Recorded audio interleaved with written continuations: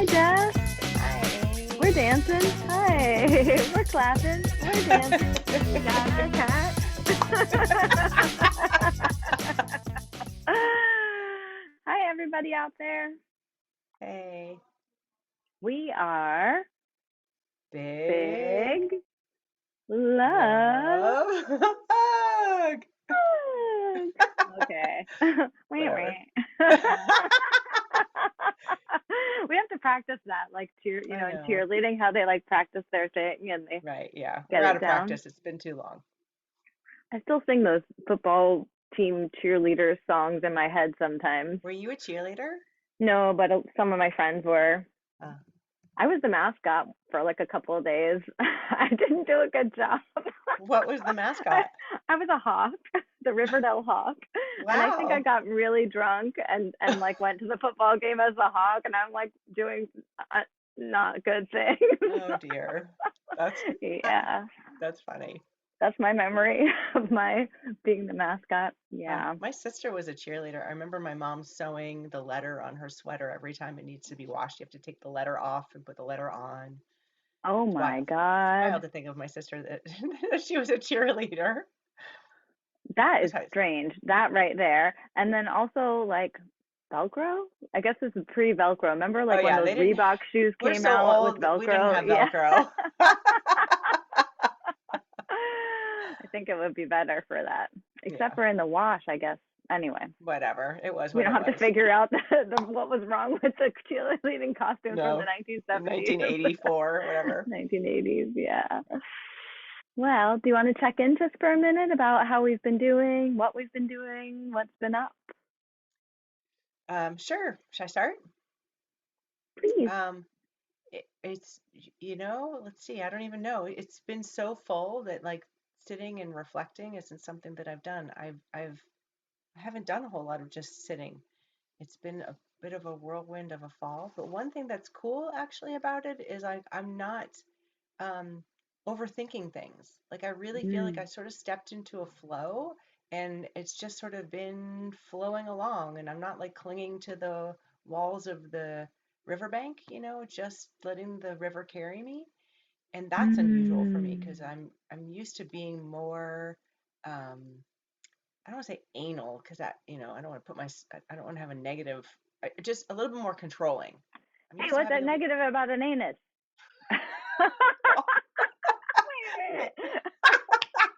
All right, it's just a butt. It's just a butthole. This is your anus. Um, Okay, I, I, anally retentive. That's not a good yes, that's idea it. to be That's it. anally retentive. I'm usually more controlling in my life and just trying to have like all my ducks in a row all the time. Before the ducks arrive, they're in a row, Yeah, and like I just right. sort of am sort of like letting stuff go more and just being more free with it, which has been really wonderful and also a little disorienting because this is not how I Mhm. normally know myself. So as freeing as Mm. it is, it's also a little bit like, whoa, is this okay? Can I just float here? Like, eventually we're gonna need to go grocery shopping, I guess. I don't know. Can you float and go grocery shopping? Do you I, have I to like be back to yourself in order to go I grocery don't shopping? know. Maybe I could go to a grocery store without a list. Like that would be a really big deal for me, right? Ooh. So that's kind of Whoa. how it's been. Is like trying out something new and seeing how it goes. Amazing. Yeah. It's been interesting. Amazing. Interesting. Especially, I mean, I know that just from our relationship that the control thing was always kind of a blessing and a curse. It was how you knew yourself, but also it really created a lot of suffering for you. It And did. It was very so how constrictive, amazing. Yeah. constricting. Yeah. Yeah. Constrictual. Constrictivitis. Ooh, anal retentive constrictivitis. I'm self-diagnosed. Like everyone. How about you, Aim? Well, How you been? I just want to say how beautiful that is Oh, and how much I celebrate it. And it feels so good in my heart to hear that and to know that and to feel that in you and witness the change. And I know a lot mm, of that happened kind of through COVID and, you really made some really big changes. And yeah. yeah, I just feel, it helps me feel more relaxed too, just inside myself. Like, Mm. Jess is floating more. That's so Thank you. nice. That's fun. That's neat to hear that you see it, that it's not just in my own experience of me, but that you see it too. Oh, totally. Hmm. Yeah, totally. Wow. Thanks. Yeah. That makes me feel Yeah. good too. Oh, what are we going to do with all these good feelings? It's like a big love hug over here. Yes, yay.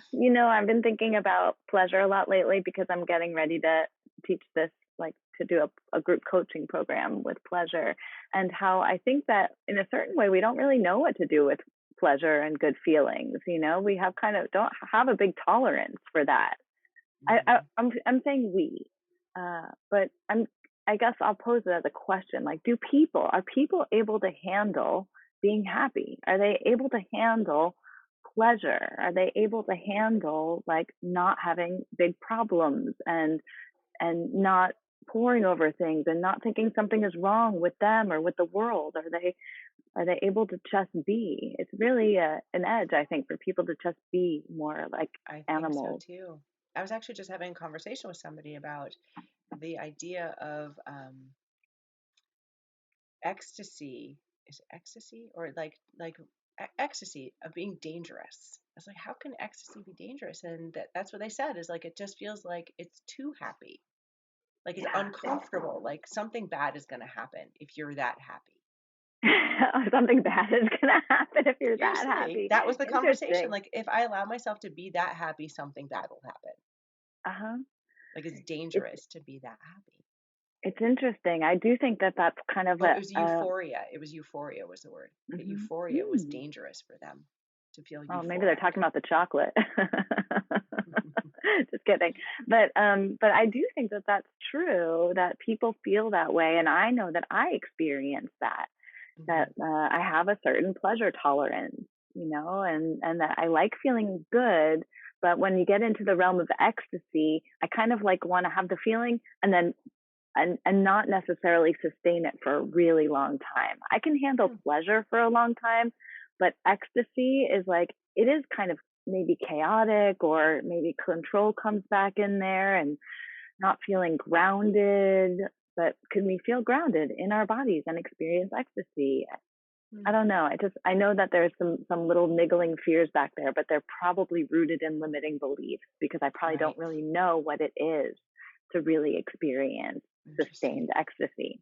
And if Hmm. we saw someone out there in the world, like at the mall or on the street, like in total ecstasy, we would think that there was something wrong with them. Right. Right. A little If bit somebody was crazy. in extreme ecstasy, but you see somebody depressed, you're like, yeah, one of us, or Huh. like, Interesting. it's normal to be having a hard time. It's normal to be down, struggling, but it's Right. not normal to be like on top of the world and like this, like it's an extreme state, and Yeah. all extreme Yeah. states are kind of edgy. But it's interesting to me that the pleasure extreme state, I think, is more unknown than the depressed extreme state, Hmm. Hmm. That is really interesting. isn't it? I had I a friend know. years ago, and she was only comfortable if we were talking about things that were going wrong. So she just Right. started the conversation like, "So what's going wrong?" Like, What's the worst thing that happened to you today? yeah, like she was really comfortable there. So anyway, I'll just check in a little bit more Yeah, yeah, personally. I don't think I did that yet. you So didn't. I am excited about planning this pleasure boot camp, is what I'm going to call it. And I went back to doing pottery, which has been kind of amazing to revive that part of my life and my personality. And Great. I have a podcast called Wisdom from the Wheel. So now I have two podcasts. At one point, I wanted to have like four or five of them, but I think two is plenty. It's been great. I feel just some part of me relaxing into something that I really know and really love. And but even though I really know it, I'm also stretching myself there and doing things that I have never done before. And that part of it is it's kind of like in the ecstasy realm. Actually, it's like a Mm, lot of pleasure for me because for the same reason. Actually, with pottery, I was always really controlling. I like made things all exactly the same, and I had a little bit of fluidity in there, but not much. And I wasn't really trying new things. I was making mhm. what would sell. and I was always thinking about my booth and the real estate in my booth, and where would I put new things that were Mm. different than everything else. And Mm. now I just don't care. It's not about my booth. It's just about the pot that's in front of me, It's and amazing.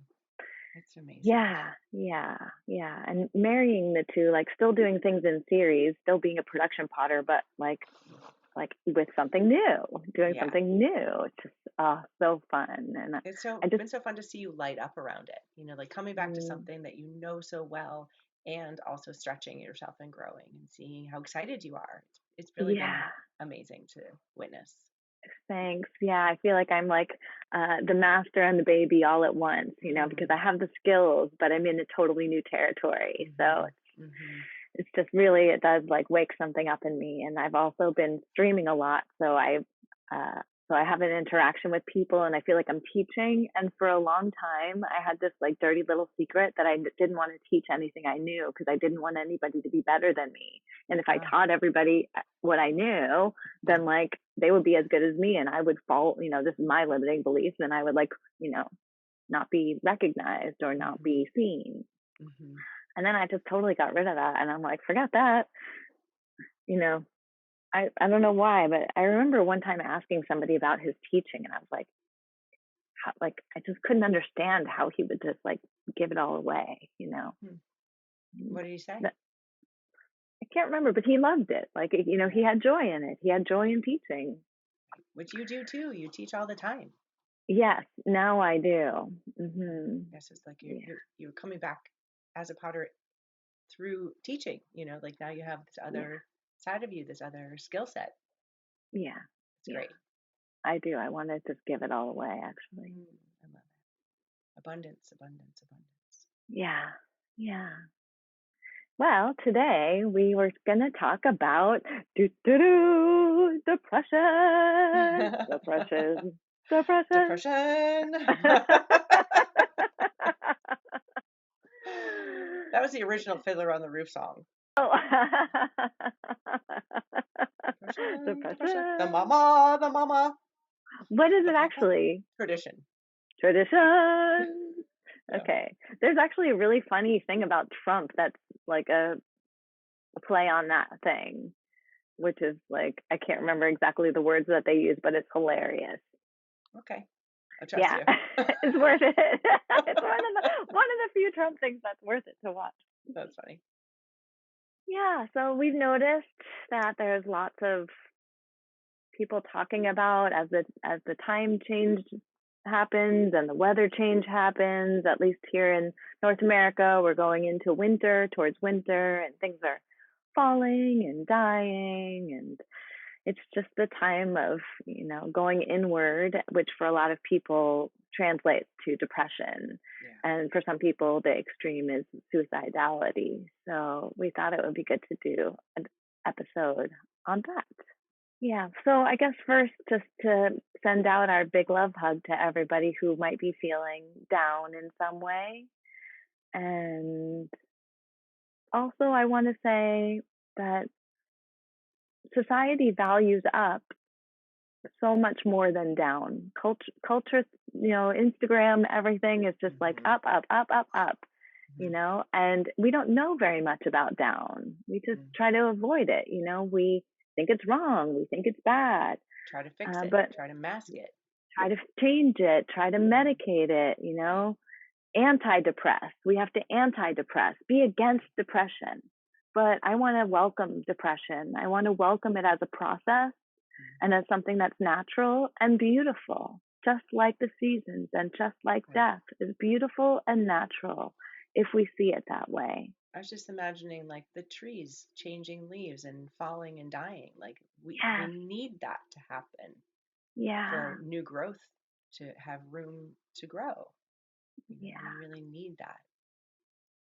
Yes. And it's beautiful. And we can look at the leaves and remember that it's beautiful, or look at an old decomposing log and see, like, the moss growing on it and the way that it softens and goes back to the earth. There's a beauty to it. And there's also something sad, and the sad is also beautiful, at least to me. We can perceive it that way, poetry and rain, the down of things.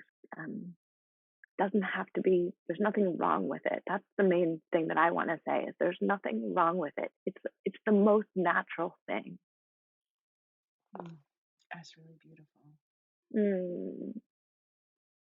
One thing that I've been saying a lot lately um, is nobody's like people wait in line and pay a lot of money for roller coasters, and nobody waits in line and pays money for the roller coaster that only goes up, right? The Mhm. roller coaster that they sign up for, knowingly getting on the ride, is also down. Like it's up and down. It's not just up. So for me, when I'm in a down place, I remind myself, like, oh, wait, this is exactly what you signed up for. The whole Yeah. ride. The whole ride. And when I'm talking to other people, I say, a wise friend of mine told one, meaning Jess, once told me that that sadness carves our cup more deeply. Like when we experience sadness or depression, it carves our cup more deeply to be filled up with the joys of life. Mm, And that if we never go down and we just keep ourselves on the surface, we kind of have no depth. yep, We totally. don't have that depth to hold more joy, more experience. So I love that roller I do coaster too. image. So just a footnote, I was paraphrasing Khalil Gibran, but Oh, I'm not my that wise wise. friend. Yes, you are. Okay, I have some wisdom, but that one was Khalil Gibran. I believe it was You from the grabbed it. prophet, and it was from on maybe it was on depression or on suffering or something. But Oh, it was beautiful. We should yeah, it read was really that. Huh? beautiful. Yeah, we should drop Hmm. that in the comments if you remember. Yeah.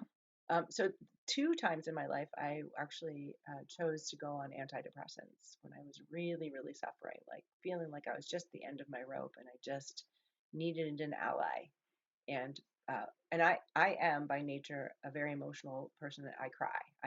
And I love my tears. I love that I cry. I cry when I'm happy. I cry when I'm sad. I just, whatever I'm feeling strongly just comes out my eyeballs. That's just what happens. And I love that. I love that. I told my child, I said, do not mistake my tears as weakness. It's one of my greatest strengths. Hmm. Um, Everybody should hear that. Everybody should know that. oh man, Do I not just, mistake tears as grief as as weakness. weakness, it is one of my It's greatest the strengths. opposite, Yep. especially because it's radical to show it in a culture Yeah. that doesn't value it. Yeah. So the two times when I went on antidepressants, both was for about 6 months, and both was about this time of year going into the darkness. And the whole time I was on them, I never cried, not once. And that was it. I just went flat. I didn't have ups and I didn't have downs. And I felt for me, I mean, for some people, I know it works however it works for them. My experience for me was I just went flat. It's And like anti-emotion, not yeah, anti-depression, but right. anti-emotion. Anti anti anything. And I was anti. just flat, and it helped me get out of the deep dark pit of despair. That was very helpful. But once Mhm. I was kind of out of it, I was like, bring back my emotions, bring back the ups and the downs. I'm ready to feel both again. I'm ready to feel. I have more resources now for the downs, and I miss the tears. I miss the feelings. Um, so that was just really interesting. Like I just didn't recognize myself almost. Yeah, yeah. I don't really know anybody who's really thrived on long-term meds. Right. I don't think that it's a good plan. I think it's great, like you're saying, for in most cases, I'll say, in most Hmm. cases, I think it's great to get you out of a funk that you feel stuck Right. and if you're getting suicidal and you don't see any way out, to kind of give yourself that lift to get back on track, Right. like get out of a deep groove if you're stuck in a deep channel and you just like Hmm. for some reason can't get yourself out. But I think it really should be combined with therapy, and it often isn't. It's just Mm. medicine. If you go to a psychiatrist, they'll just prescribe, like, those the two things are separate. Like Yeah. psychiatry is medication often, and then there isn't necessarily actual therapy to support you to get back on track. It's just kind of Mm. like, good luck. Hopefully this works. If not, we'll tweak your meds. Right. And Right. Come back in 6 months. yeah, yeah. Yeah. I've had several people actually reach out to me and talk about how they are done. They feel like they're surviving, not thriving, and they're Mhm. ready to try something else. And actually, is this okay to segue in Yeah. here? Yes, yes, Um, yes. So this past year, I've been starting to facilitate small groups of microdosing with psilocybin and diving into research around how it supports our well-being, all of us, in a different way than antidepressants. It can be very emotional. A lot of people who start microdosing are actually surprised at how emotional they become. There's like all these things that have been tamped down and suppressed. Like depression is suppression and repression and all the pressure, right? And Pressure, right? what can come up can be all of these emotions, which could be uncomfortable if you're not used to it, but it's like clearing it, like things come up to move. It's like moving through. And then on the Ah. other side is there's more freedom, and it's not just a happy pill. It's not just to lift you up. I mean, it can, but more, more of you becomes available. And this is what I've seen over and over and over. I've done about 6 small groups, and they're 6-week sessions at a time at this point. And it's just been amazing to see what's been opening up for people and how, making different choices, getting out of those deep grooves that they've been stuck in forever and being able to make different choices and carve new grooves consciously, just like switching tracks, like train tracks. It's just Mhm. been amazing for myself as well. Like that's partly what I attribute to this experience that I said in the beginning, my check-in of like this freedom and not needing to cling to something out of security, but just sort of give myself the freedom to float down the river and just trust. It's Yeah. been that's a huge like getting out of that old rut of control because it feels safer, which is just an illusion. Getting out of that rut and choosing something else. It's been amazing. It's been really amazing. Yeah, something that you said earlier, actually, in a different conversation, was it's like so much of what runs our life, well, some people's lives, I don't want to make big generalizations, but it's stories. We make up stories often, and then we make decisions in our lives based on those stories. And if those stories are limiting, and Mm-hmm. if they keep us from really having the lives we want, like, you might as well just make up a different story. As long as they're going to be stories, you might as well make up one with a good ending. You might as well Right. make up one that's like, supportive Yeah, instead of a negative story. totally. And when you say like carving a different channel, that's kind of what I imagine is kind of like getting out of the negative story that keeps us repressed, that keeps us from really opening and flowering into our true natures and, telling a different story about who we are or what we're capable of or, yeah, It's yeah. so powerful, the idea of first recognizing that there is a story and that it's Mhm. not true. We live like it's true because it's been the story for as long as we can remember, or even Right. before we remember. Sometimes Yeah. stories are like Ancestral, exactly, and then to cultural. Mhm. recognize like, wait a minute, who put this story in me, and I just believed it just cause. So the first is to Right. recognize it, and then it's like, okay, if that's that story, then let's make up, like you said, let's make a different story, one that's empowering, one that I'm choosing, one that calls me forward as opposed to keeps me back. Yeah. Yeah, it's huge. It's huge. I Yeah. had a huge experience actually with this very thing this week. Um, so I grew up on the East Coast where the story that I made up is everybody's smarter than me in my family of origin and my friends and the whole like I grew up in a very high academic standard world. And that's just not my world. It just never was. I just never felt comfortable there. So I made up this story that I'm not smart enough, I'm not good enough, I'm not blah blah enough. And then moved west and created this beautiful life, this love filled life, this heart led life in Eugene. And I love it. And when I go back east, I'm up against that old measuring stick, like that measuring stick of accomplishment and academic prowess or intellectual whatever, whatever that measuring stick was that didn't fit. And um, I was up against it recently, and I just felt like, well, shit, I haven't done anything. Like nothing on that measuring stick is my life, and I just drained all of the joy, all of the happiness, all of this, like all of who I know Mhm. myself to be. I just felt like, well, who am I? And if I don't have any of that, maybe and I'm not suicidal, but I got to the place like maybe I just shouldn't exist because I didn't do any of that shit. I Mm. don't measure up.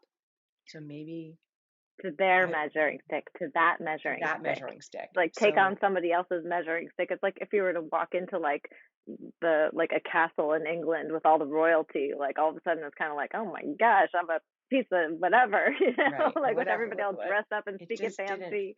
fit, right? But I had this sense of like I'm not I just shouldn't exist because I haven't accomplished anything.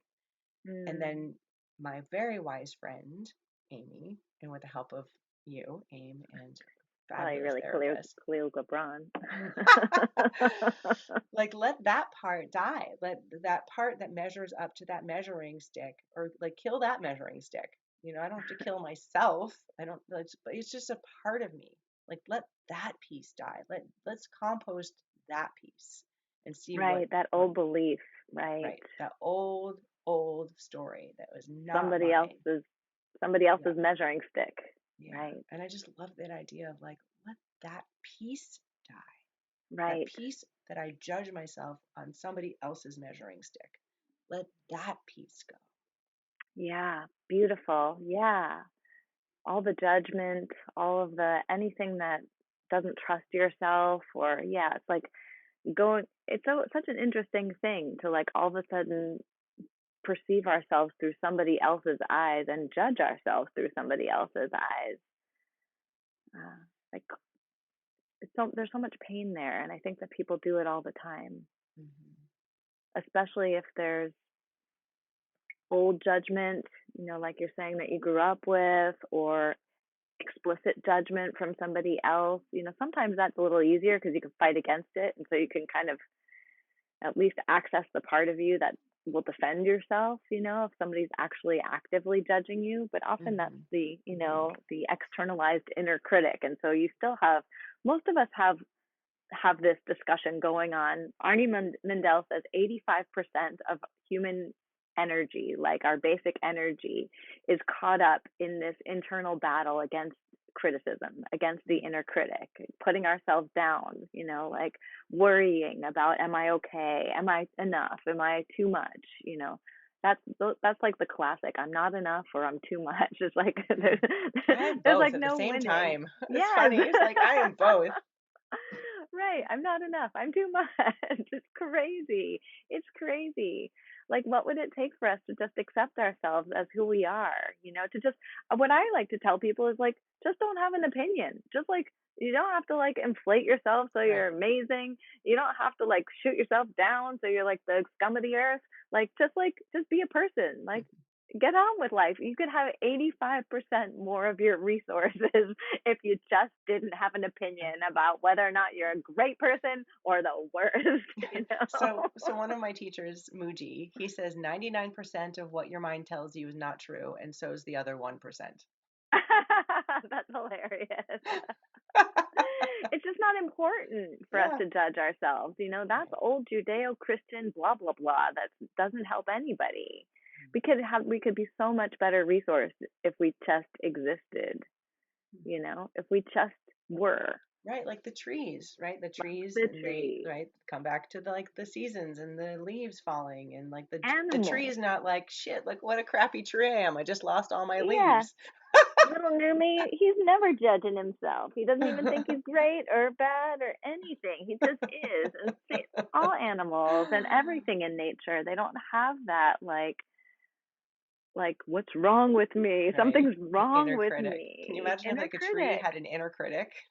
Yeah, I wish I was a bird. How'd I get stuck in this big Oh oak man, body? You know? it was better than when my leaves were green. I know. Yeah. Remember the spring? Those were the good old days. Remember when I Why did I had have leaves? You know, right? Like hair. You're like the exactly. yeah. Oh my gosh. Yeah. Beauty comes in. There's so many norms, that if we don't feel like we're like competitive that mainstream norm, we can so easily just feel like we're like at the bottom.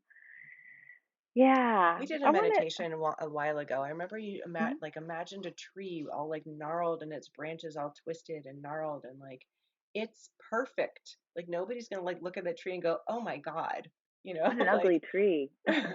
it makes actually make those are the trees I take pictures of because they Right. tell a story because they're so Yeah. interesting, like Yes. they're the ones that I'm more like not more drawn to, but like I'm drawn to because it's interesting, Right.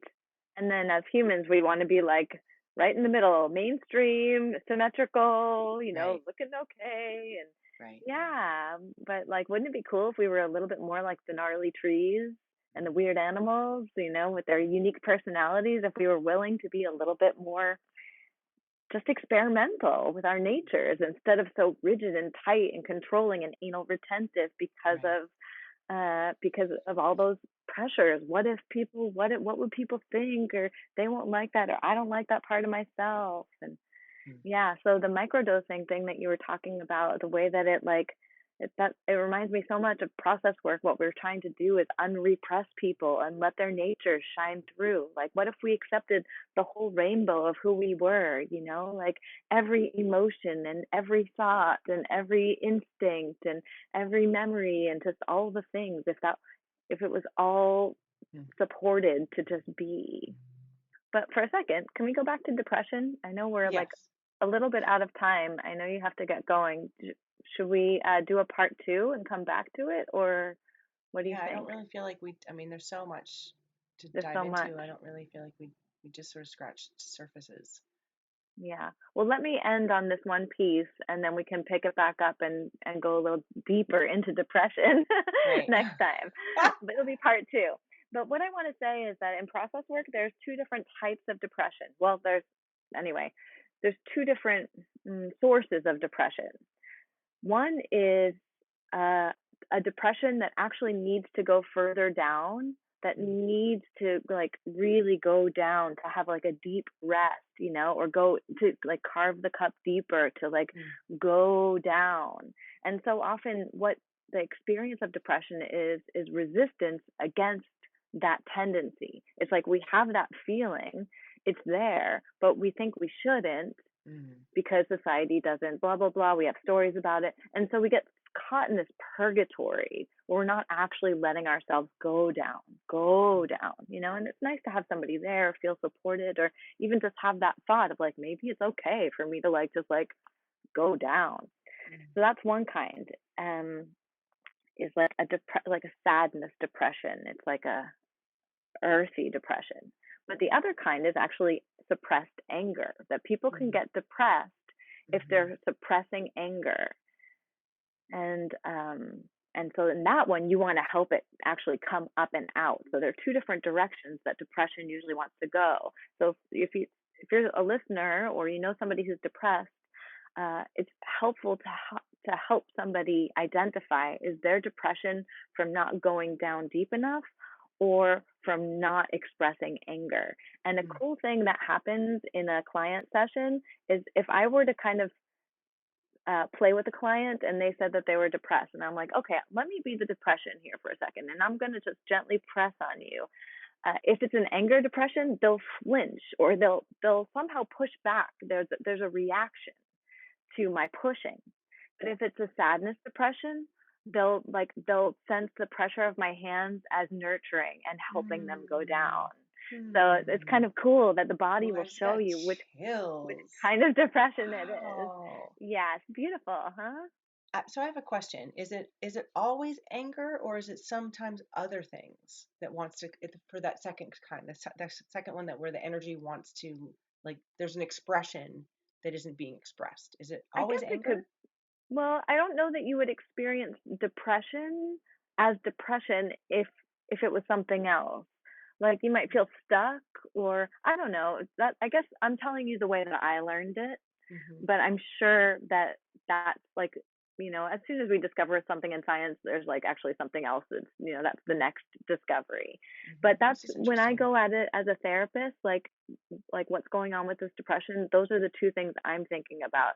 And yeah, that pushback, it maybe it could be just like vital energy that's being suppressed. Mm-hmm. It's just, and but maybe I'm angry with myself for not expressing it. Like I think often there's some anger mixed in there. Hmm. And, again, like, not the most esteemed emotion, anger, it's probably one of the most suppressed emotions. Hmm. Yeah. Um, Huh. yeah. So it's just That's cool. I interesting. love that. I love Yeah. that. I'll have to pay attention to myself and see, like, if I could do that to myself and just see, because when you had that, when you were talking about that, I imagine sort of like slowly sinking down to the bottom of a pool. And like Mm-hmm. sometimes like just sitting cross-legged in the bottom of the pool feels like the right thing to do. Mm. And just like Yeah. chill out there. I don't know. I Yeah. just and if that doesn't feel right, like, oh, there's something else. Like I just love that. I've never heard that Mm-hmm. before. Super cool. Mm.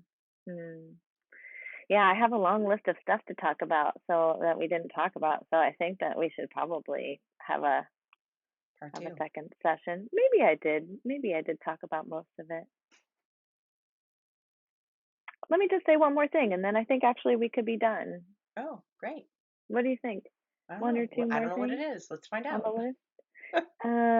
Well, I just think that for people who have a tendency towards depression, it's great to have just a little toolbox, Hmm. of things that you know about yourself. So when you get into those states, oh, these things make me feel better.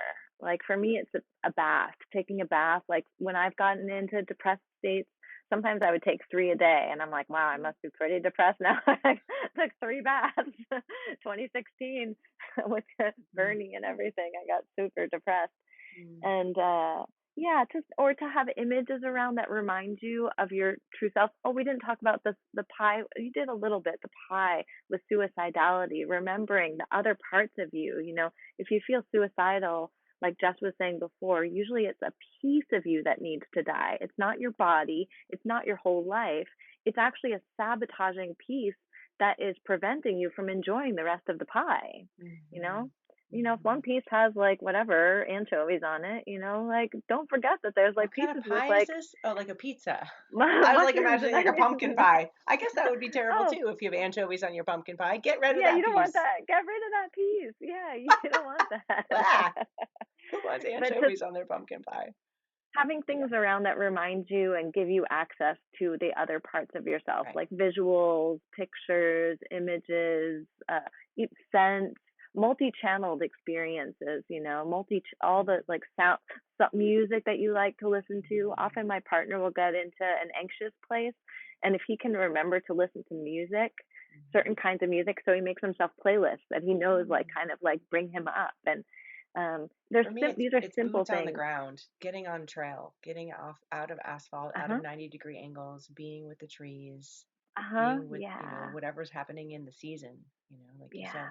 like that cycle of death is important, and seeing it out in nature where it's sort of Mm, like it's beautiful. It's nice. beautiful. It's not there's nothing wrong. There's nothing wrong. So for me Yeah. that's a huge thing is to remember like, oh, it's been a while since I've been on a hike. It's time to take Yeah. yourself out for a walk, Jess. Yeah, nature is great. Movement is great. Anything in the Mhm. body is great because usually depression is about our thoughts. It's not about our bodies or our Right. existence. So it's like all up here and it's Mhm. actually just right in the front of the head. So even if you can move further back in your head, and this will probably be my final hack I'll give is find the center of your head. Find the Mhm. point at the very center of your head. It's probably a little bit further back than you think. And if you can just be in that point, it can help so much. It helps with ADD and ADHD. It helps with autism. It helps people fall asleep. And it helps us connect more deeply to our whole understanding, not just the frontal lobe, not just the forward thinking, not just figuring things out, but actually having access, more global access to all of who we are, our whole brain and our whole body. It taps us into our central channel, the shushumna, that thread of energy and light that goes straight through the very center of the body. Mhm. And if we can find that innermost core, the deepest part of ourselves, and just live there, it just helps us more deeply be in the body and out of the frontal lobe mind, and just find that place where we can just hang on our existence and feel safe in this Mhm. body, in this life. Mm, I love it. But you could do it while you're Yeah. taking a bath, I imagine. Well, hiking in the woods, yeah, anywhere, Yeah. anywhere. It Yeah. helps it with relationship conflicts, where we're so like figuring things out, Hmm. If you could just be in that center line, nothing really matters. Like you were saying before, it's about letting go of our grip, and we just tend to grip. But identifying with that central channel and just letting ourselves just live there, be that. It's just like you can really let go of your grip on everything. Mm. Yeah. Wow. Good stuff. That's Yeah. beautiful. Yeah. Thank Yeah. you. That's really Into the good. body. Find your feet. Yeah. Live in your feet. Live in your Hmm. legs. Breathe in your whole body. And also do nice things for yourself. And have compassion for the parts of yourself that suffer under the inner critic. My Lord. Hmm. Yeah. Okay, And one hug a one more cat. thing. One more Yeah. Yeah. thing. We have so much S- to say. So I've been doing this because you do this. So I took it from you in terms of um, finding pleasure. Is I put on when I wash my face, I have like face oils and lotions and sunscreen, and like I have like a four-step process. And instead of just like slathering and slathering and slathering and getting on with my day, like taking the time to like do a little facial massage and like do more, be more mindful about how I'm touching myself, and have it be pleasurable and like, just really feeling my skin and the contours and just little act of self-love. It doesn't Yeah. take much. It's the same thing. It takes the same amount of time as like slap and go, to like Right. just take a minute. It's the same thing.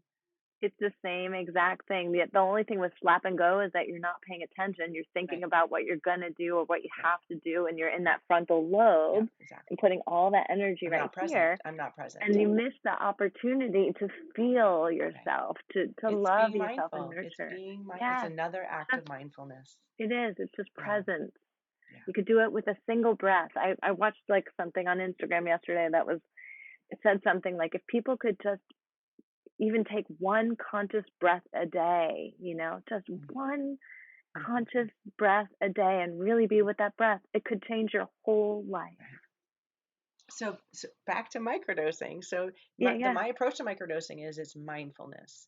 Like yeah. people come for the microdosing and stay for the mindfulness. It's a big tool. It's a Mm, beautiful tool, but it's one of many that in the program that I'm holding is like it's all mindfulness and it's just that. It's just that. yeah, Like yeah, that's really, really what it's all about. yeah. Or Yeah. bodyfulness, right? Yes, right. Mindful. Body It is present. presentfulness. Yeah, Presentfulness. Yeah. yeah, This momentfulness. Yeah. yeah. Yeah. Pleasurefulness, Mm, right? Because mm, when we are in our bodies, there we're in pleasure. Like actually being in the present moment, it actually is pleasure. And the mind often 99% plus 1% is basically suffering. I mean, it's fun. And also we can retrain our minds to like yeah, figure out like what does my mind actually get pleasure out of? exactly. And Yeah. and Muji stopping to also ask says your that mind is not question. your friend yet. Yet. Yet. Exactly. Right. We have to Yeah. train it. We have to train it. Yes. Right. Yes. Hmm. Yeah. So just even just stopping for a second in the middle of a meal or in the middle of a task or in the middle of a walk and just asking like, wait a minute, am I experiencing pleasure now? And Hmm. if not, how could I? And then just wake up Hmm. your senses, wake up the channels, look for something that gives you pleasure. Think about Hmm. something that gives you pleasure. Right. Smell or hear something that gives you pleasure. Just wake up your senses. It's Mm-hmm. like come into the body. That's where the pleasure is. And the Mm-hmm. mind, it could be the mind, but just watching for those moments when we just kind of start running the mind Right. and it's not yet our friend. Yeah. Not yet. Not yet. All right. This has been great, Jess. It's been What a great great. Yeah. conversation. Yeah. Yeah. All right. Well, sending love to Mm. everybody out there, no matter what state you're in, supporting and accepting all states. Maybe we could just give ourselves a big love hug. No, Like, everybody. Yeah, yeah, let's all wrap give your arms ourselves a around big you love and give hug. yourself a big love hug, right? Yeah. Hmm. And one thing to do here when we do this is like we're both the hugger and the hugged. Like there's two things happening here. Hmm. And can we be identified with both? I'm hugging myself and I'm receiving a hug. Yeah, it's good. Hmm. All right. Okay. Till next time. Love you. Mwah. See you later. Bye bye. Until next time.